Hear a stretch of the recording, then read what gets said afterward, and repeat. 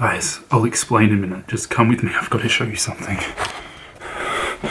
It's outside. I was outside before and I was hearing noises and I know something's going on. Here, I'll show you. It's just out here.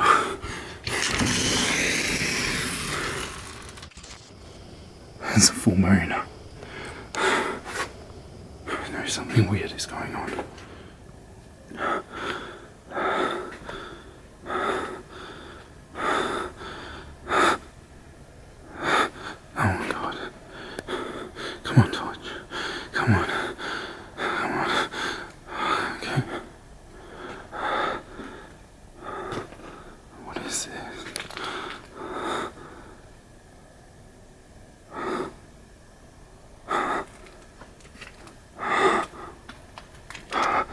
What is it?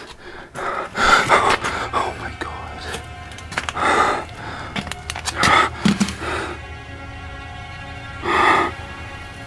What's that?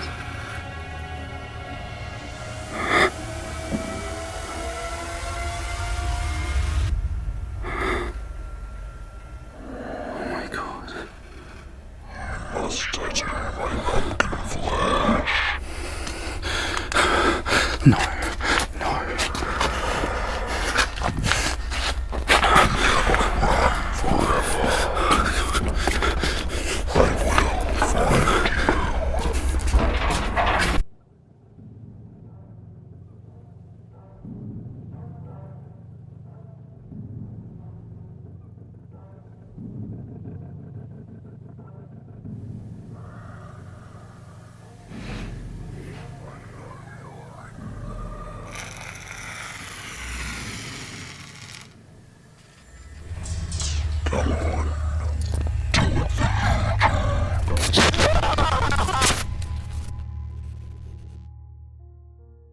Well, that was definitely the weirdest intro I've ever made to a YouTube video. Hopefully I didn't scare anyone off. If you're new here, welcome. Consider subscribing if you'd like to see more content. Probably less weird than the intro, but some more creepy art, that type of thing. In this video, I'm going to be tattooing two pumpkins. I've got the little pumpkin here, and I'll be tattooing a bigger pumpkin later on in the video. I'll also be narrating two horror stories to go along with it, so I'm just going to jump right into that, and I hope you guys enjoy. Little Carver. As a child, my favourite part of Halloween was the pumpkin carving. At first, my brother and I would just watch our dad do it, since we were too young to play with knives. But as we got a little older, we were allowed to make our own.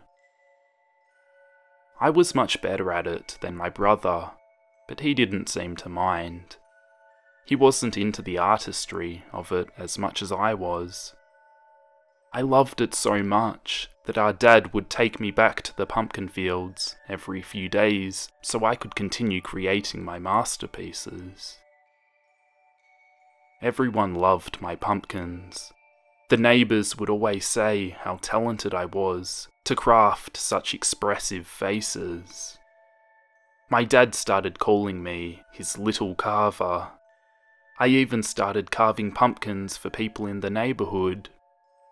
Pretty soon, everyone had one of my famous pumpkins on their front doorstep. I remember my dad bragging to one of the neighbours that I could probably carve a pumpkin in my sleep. The Halloween after I turned 12, I got the most candy of any previous year. People gave me extra as a way of saying thank you for the pumpkins. There was so much that I decided to give some to my brother, which I normally wouldn't do. He gave me a big hug and said he loved me, so I smacked him and called him an idiot. We ate so much candy that we went to bed with stomach aches.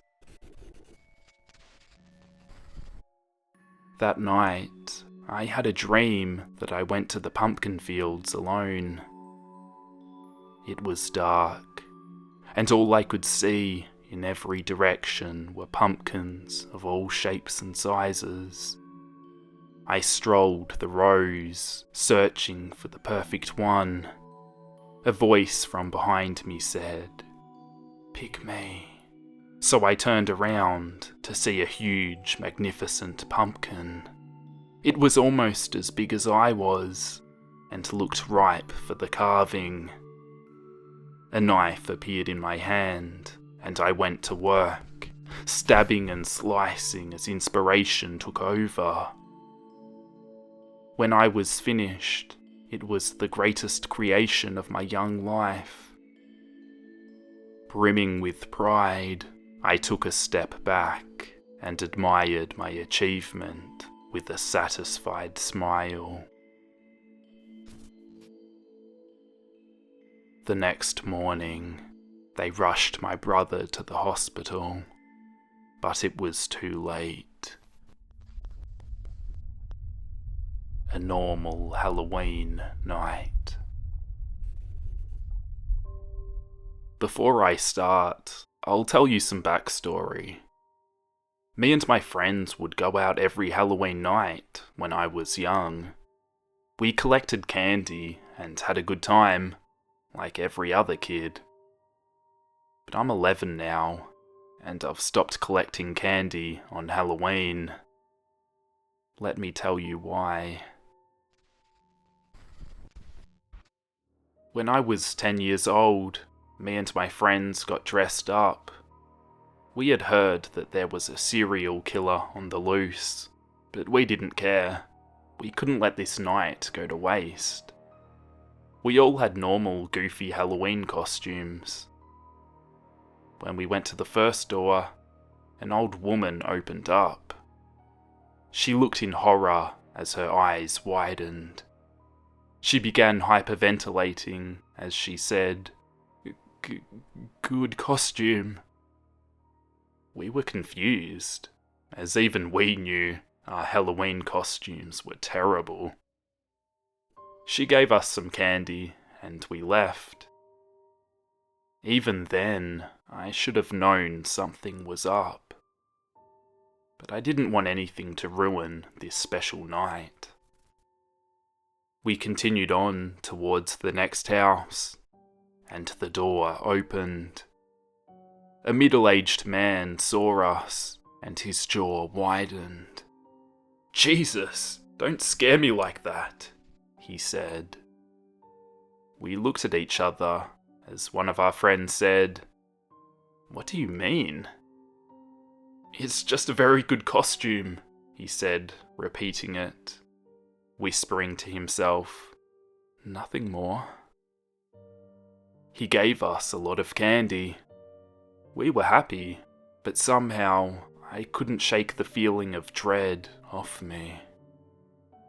Weird.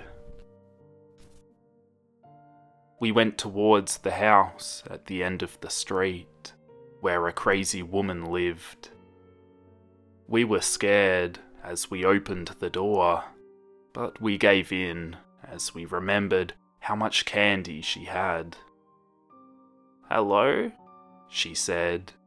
My heart was pounding. "Trick or treat!" we shouted. She only stared. It was almost as if somebody was breathing on my neck. "Good costume," she said. "So how much this time, my little boys?" We looked at each other because we didn't know what to say. "A lot?" I said with hesitation. "Do you really think that you deserve that?" "No," one of my friends said. "I'm joking," she said. "That's the best costume I've ever seen. Have candy." I couldn't hold it anymore, so I asked, "Whose costume?" And she replied with, "The guy with the serial killer costume behind you."